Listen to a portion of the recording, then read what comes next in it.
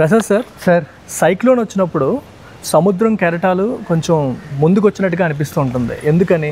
అవును sir, normal కంటే కూడా సముద్రంలో కెరటాలు సైక్లోన్స్ వచ్చినప్పుడు కొంచెం బాగా ముందుకు వచ్చినట్టు కనిపిస్తుంది సార్. అందుకే మనకి కోస్టల్ ఏరియాస్లో ఉన్న వాళ్ళని ఎవాక్యువేట్ కూడా చేయిస్తారు. అవును. అయితే దీనికి ఒక నేమ్ కూడా ఉంది సార్. దీన్ని మనం స్టార్మ్ సర్జ్ ఈవెంట్ అని చెప్పి పిలుస్తాం సార్.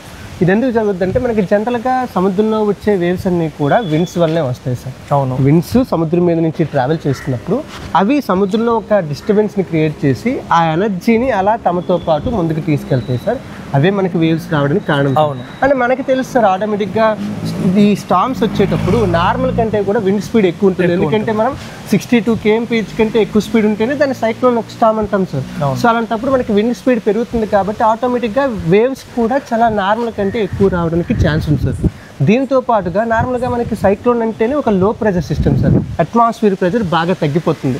అండ్ సైంటిఫిక్ ఎస్టిమేట్స్ ప్రకారం 1 millibar pressure change 1 centimetre sea లెవెల్ని ఇంపాక్ట్ చేయగలరు సార్. అంటే ఒకవేళ 1 మిల్లీబార్ ప్రెజర్ పెరిగితే సీ లెవెల్ 1 సెంటీమీటర్ వరకు కిందకి వెళ్ళిపోవచ్చు.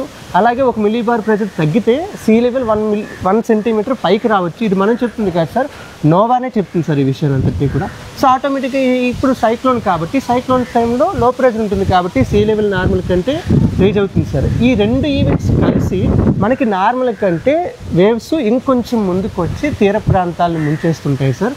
దీన్ని మనం స్టార్మ్ సర్జ్ ఈవెంట్ అని చెప్పి పిలుస్తాం sir. Okay, thank you. Thank you sir.